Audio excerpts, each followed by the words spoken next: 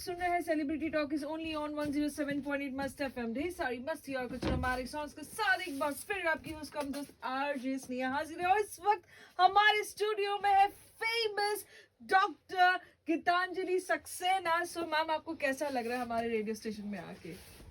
I am really honored. Thank you so much, Neha, and for calling me here and inviting me. बुलाने के लिए बहुत बहुत शुक्रिया। मुझे आप बहुत हमारे लिसनर्स को कुछ बताना चाहेंगे अपने बारे में? मेरा नाम डॉक्टर गीतांजलि सक्सेना है। I am basically a psychotherapist, okay, counsellor.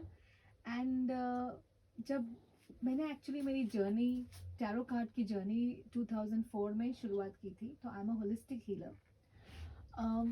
Once I started doing astrology, tarot, numerology, graphology, मैंने ये रियलाइज़ किया कि कुछ कमी है।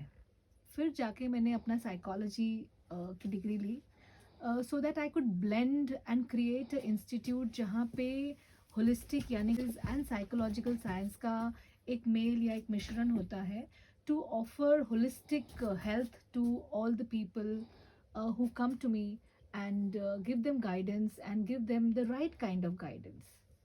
इफ मैम, हमारे यहाँ पे कई सारे ऐसे लिसनर्स हैं, स्टूडेंट्स भी हैं जो अपने लाइफ में कुछ करना चाहते हैं, like they want to become a actor or singer, whatever it is, but उनके पेरेंट्स उन्हें सुनते नहीं है। वो सोचते हैं कि नहीं यार, आप सिर्फ स्टडीज़, मैं ये नहीं बोलती कि studies are not good, studies are good, but उनके पेरेंट्स सिर्फ यही चीज़ बोलते हैं कि नहीं, हमें सिर्फ पढ़ाई करवाना है, बाकी एक्टिंग और ये सारी चीज़ों में नहीं डाला। आप उनके पेरेंट्स को क्या बोलना चाहेंगे? So actually स्नेहा, मैं ऑलरेडी एक टीचर हूँ, so I have the perspective of the parents की वो चाहते हैं कि बच्चे सिर्फ पढ़ाई करें। बट मैं ये पेरेंट्स को ये बोलना चाहूँगी कि आज का ज़माना वो नहीं है जो हमारा 25-30 साल पहले का ज़माना है। आज बहुत सारे एवेन्यूज़, ऑप्शंस ओपन हैं। There is so much a person can do, there is so much a child can do, and every child is different. Every child has some creativity, innate creativity जिससे वो born होता है। तो अगर हम हमारे बच्चे की वो क्रिएटिविटी को नर्चर करें, टू टेक केयर करें, और जो वो चाहता है उसे बनने दे, ताकि वो अपना 100% दे।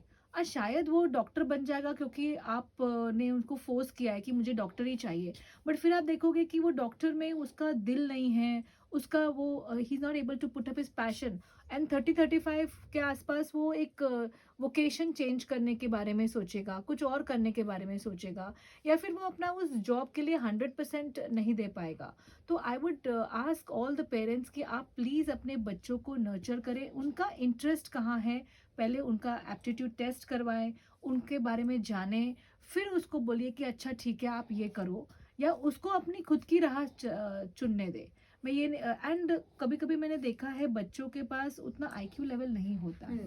सो I would ask the parents कि पहले डिसाइड कर लें कि बच्चों का IQ लेवल क्या है, क्या होता है। Not everybody can be an engineer, not everybody can be a doctor, but they definitely have some other kind of creativity, some other kind of capability and ability, जो हम उसको नर्चर करके उसको डेवलप कर सकते हैं। तो जैसे आपने कहा कि बहुत सारे प्रोफेशंस हैं, जैसे अभी आप भी एक आरजे हैं। Yes. ये जो प्रोफेशन है, ये आज से 15 साल, 20 साल, 25 साल पहले नहीं था।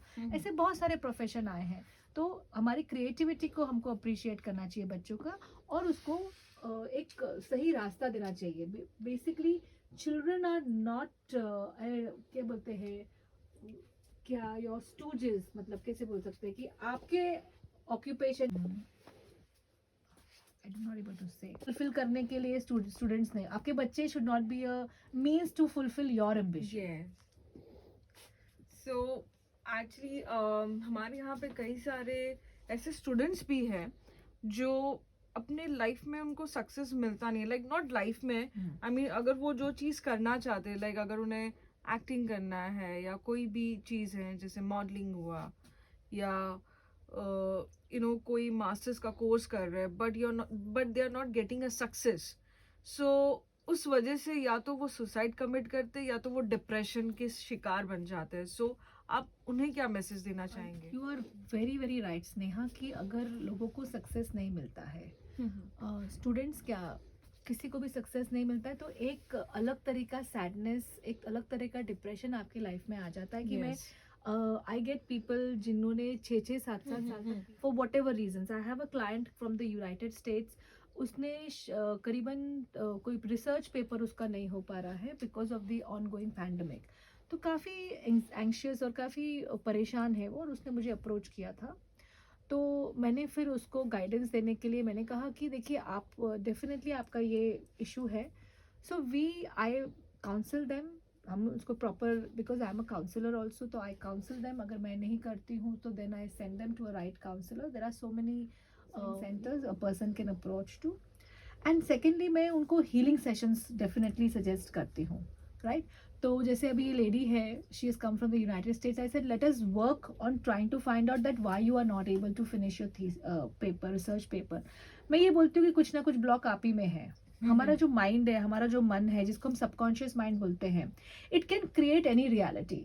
आई विल टेल यू दैट आप एक सोच सकते हो और आपकी वो रियलिटी आप क्रिएट कर सकते हो अगर आपका कॉन्शियस और सबकॉन्शियस माइंड का जो बोलते हैं ना एक वेवलेंथ या वाइब्रेशन सेम है. तो जैसे मैं आज आपके यहाँ बैठी हूँ, वैसे मैंने एक बार एक फेसबुक पे किसी को देखा था कि मैंने बोला कि उनको भी शायद she also got an chance to go on to a radio station. मैंने बोला मुझे वो चांस क्यों नहीं मिला. एंड बस मैंने इतना सोचा, you came in and you fulfilled my dream. So thank you so much Sneha for this. But उससे पता चलता है कि आपका, अगर आपने अपना कॉन्शियसली कुछ सोचा तो आपका सबकॉन्शियस अगर सेम वेवलेंथ पे है तो वो आपकी डिजायर आपको पूरी हो जाती है. तो मैं क्या करती हूँ मेरे हीलिंग मेथड से कि आपका कॉन्शियस माइंड चाहता है जॉब, हम सबकॉन्शियस को भी बोलते हैं भाई जॉब है, and you get what you want. Please tell our listeners that about your happiest moment and sad moment that आपके करियर में जो आई है, like हैप्पीएस्ट मोमेंट मेरा तब था जब मैं डॉक्टर ब्रायन वाइस के हैप्पीएस्ट मोमेंट मेरा तब था जब मैं डॉक्टर ब्रायन वाइस के अंडर पास्ट लाइफ रिग्रेशन पढ़ने गई थी यूनाइटेड स्टेट्स में. That was a dream come true for me because he is my Guru. Because मैं पास्ट लाइफ रिग्रेशन में बहुत विश्वास करती हूँ. मैं बोलती हूँ कि regression work can solve a lot of problems like depression, anxiety, you know some kind of relationship issues, your financial blockages in life, everything can be resolved through regression work. So I am a firm believer in regression work. तो मेरा happiest moment तब था. मुझे awards भी काफ़ी मिले हैं, और जब मुझे अवार्ड्स मिलते हैं तो मैं बहुत खुश होती हूँ. एंड मेरा एक ये है कि आई प्रेफर अवार्ड्स जो एक जेन्युइन अवार्ड्स जो मेरे काम को रिकग्नाइज करते हैं. तो मेरे काम को रिकग्नाइज करते हुए मेरे को अवार्ड्स मिले हैं रिग्रेशन वर्क में. तो that those were my happiest moments. My saddest moment was of course when my saddest moment is when I'm not able to help a client sometimes that way. And अभी तक का मेरा saddest moment तब हुआ when I lost my father to COVID last year. Oh. That was my saddest moment. मतलब एक इंसान, and तब एक इंसान को लगता है I'm a failure, I could not do enough. And I also went through my own phase of sadness and depression, and I myself did my own healing उससे बाहर आने के लिए. For at least 6 to 8 months after that incident, because it was not easy. Tarot कार्डर नहीं होती तो आप क्या होती? आपने टैरो कार्डिंग जो पढ़ना आपने कब शुरू किया? मैंने टैरो कार्ड रीडिंग पढ़ना शुरू किया 2004 में. Okay.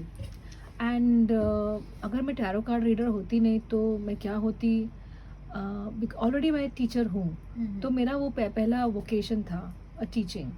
But I was never in love with that profession so much. Tarot card reading में जब मैंने करना शुरू किया तो मुझे एक डिफरेंट तरह का, जैसे आप कहते हैं ना, इंट्यूशन आता था. हेल्पिंग पीपल, मुझे पीपल को हेल्प करना बड़ा अच्छा लगता है. लोगों को गाइडेंस देना बड़ा अच्छा लगता है. लोगों को सही तरह का गाइडेंस मुझे लगता है टैरो कार्ड रीडिंग दे सकता है. बिकॉज आपको जब मैं पहले आती थी टैरो कार्ड रीडर्स के पास जब मैं कंफ्यूज होती थी, एंड वो मुझे एग्जैक्टली बता देते थे कि आप ये कर सकते हो, आप ये कर सकते हो, और आपके साथ ये होगा. तो आई थॉट क्या वंडरफुल पावर है, क्या वंडरफुल एक ये टूल है जिसको मैं यूज़ कर सकती हूँ, जिसको मैं सीख सकती हूँ और मैं लोगों को हेल्प कर सकती हूँ. इसलिए मैंने टैरो कार्ड रीडिंग किया. एंड टैरो कार्ड रीडिंग मेरी मदर भी करती थी 1996 से. तो मैंने पहला टैरो कार्ड रीडिंग उनसे करवाया था अपना 1998 में. उन्होंने मुझे थोड़ा सा सिखाया भी था, but then because of family commitments मैंने छोड़ दिया था. उसके बाद मैंने 2003-04 में उसको प्रोफेशनली शुरू किया. Wow, amazing. Seriously, it's amazing. अगर आप कुछ चाहोगे अपने जिंदगी में करना तो वो डेस्टिनी आपको वहां ले ही जाती है। हाँ, मैंने एक्चुअली सोचा नहीं था कि टैरो कार्ड रीडिंग मेरी एक डेस्टिनी हो सकती है, बट फ्रॉम 90s में मेरी mother astrology, tarot card reading, reiki, past life regression सब में वो धीरे धीरे आने लग गई थी, वो काफ़ी स्पिरिचुअल हो गई थी। ओके। उस वक्त मुझे लगता था कि ये क्या है, ये साइंस का कोई मतलब है, मोल है।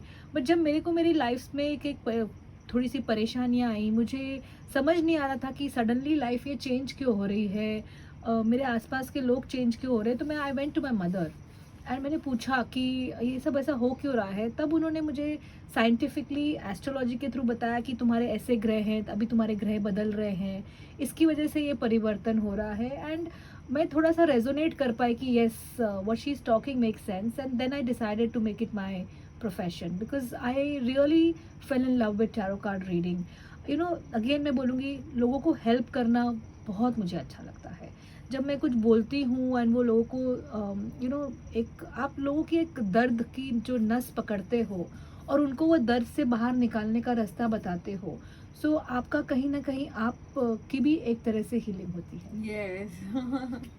Really thank you so much ma'am, हमें इतनी अच्छी बातें बताने के लिए टैरो कार्ड रीडिंग के बारे में।